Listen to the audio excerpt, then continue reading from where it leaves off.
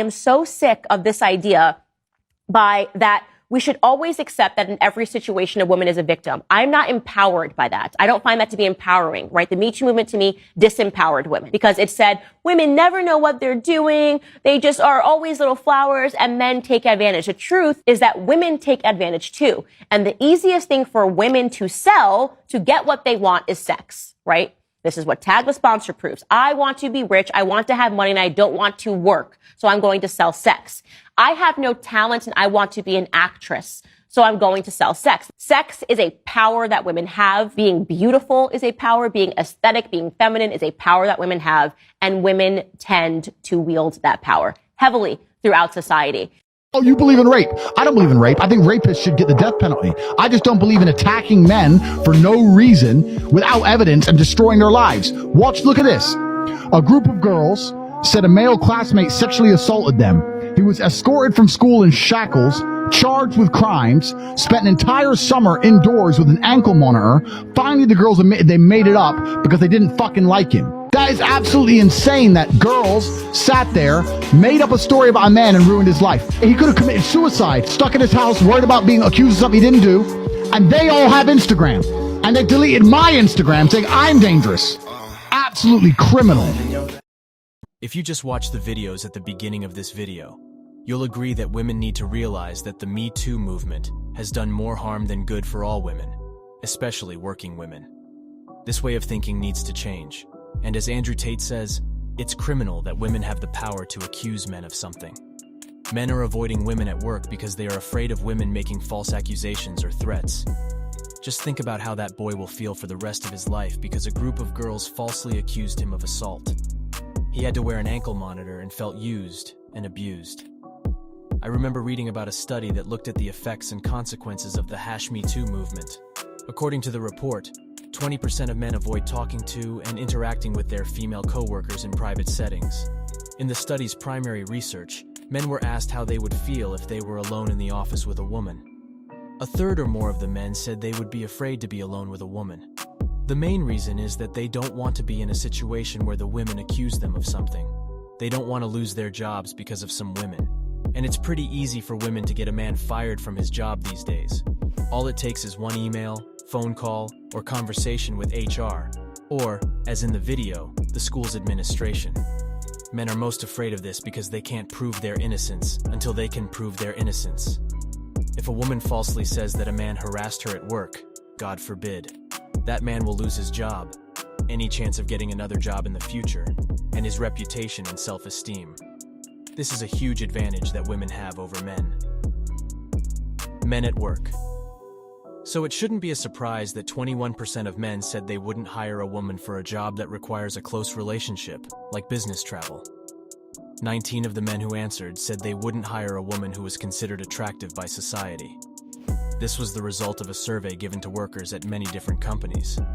The survey also pointed out that similar polls in the past didn't come up with the same results.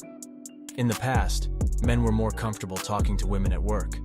15% of men said they would be less likely to hire women for jobs that require close interaction with people. In later surveys, that number rose to 21%. Men prefer to work with other men over women. This just shows how wary men have become of women over time, especially in the last 10 years, and how much they'd rather talk to and work with other guys in cubicles, meetings, and boardrooms. Men prefer to work with other men instead of women because they can share information, talk about ideas, and plan their schedules with each other. Together. This is because they are afraid of losing the career they have worked so hard to build over a long time. One false accusation could make them lose everything. In a society that mostly listens to and believes what women say, a false accusation could make a man the bad guy. So don't blame men. Men can see what's happened over the years, especially since the #MeToo movement started. They don't want to be blamed for something they didn't do. They don't want to lose their jobs, status, and place in society. Just to be clear, men aren't the only ones who are afraid of women.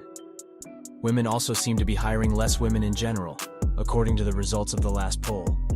More than 10% of men and women said they were less likely than before to hire attractive women. I think this is the case because, in general, people tend to believe beautiful people more than ugly ones. Popular culture is to blame for this.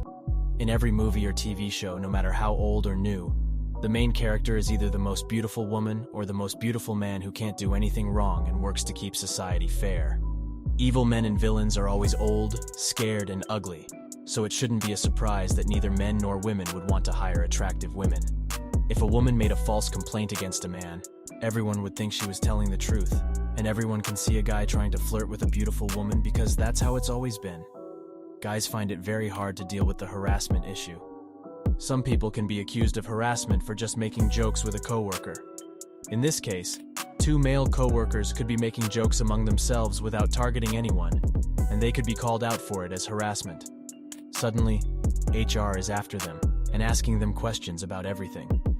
Men are afraid to shake hands with women because they think she might be a stalker. The most interesting thing about the study is that it completely disproves the idea that men don't know what is and isn't acceptable behavior. The first thing the researchers did was look at 19 acts and decide if they were harassment or not. One example is sending explicit emails to subordinates. Both men and women agree on what harassment is, and the majority of men and women know what it is. One of the study's authors told the Harvard Business Review that it is mostly wrong to say that men don't know when their behavior is wrong and that women are overreacting. Regardless, women define harassment more broadly than men. Most men can tell the difference between a nice hug and a bad one, and they know exactly what is considered harassment. On the other hand, from a woman's point of view, a nice hug is not the same as a bad one. Anything is bullying. If a line manager asks a subordinate or junior team member to stay late at the office for an hour, she can set up a situation where she is seen with the manager on the CCTV cameras as he talks to her and gives her instructions on how to handle a certain project. She can then make up a story about how he was trying to harass her, and HR would believe her. It makes sense that men would want to avoid being alone with women to avoid problems that could endanger their careers. Because they feel left out, women have started to protest this. They are no longer expected to work harder on projects and finish them in the wee hours of the morning at the office, because they know their careers won't be in danger. Instead, people would rather ask men to stay late and work with them. Also, women aren't allowed in the teens' private sessions where important information is shared. For example, if I had to talk to a coworker in a small conference room by myself, and I had to bring someone, I would choose a man, because I know that bringing a woman into a small area might seem strange to others. The effects of the Me Too movement are still being felt in the corporate world, not just in the US, but also in Europe, England, and other. As long as they continue to overreact to the movement and make the false accusations against them that we often see in the media, men will continue to avoid working with women. Because of this, the Me Too movement hasn't really done much other than widen the gender gap and make organizations more wary of hiring women for positions in the office.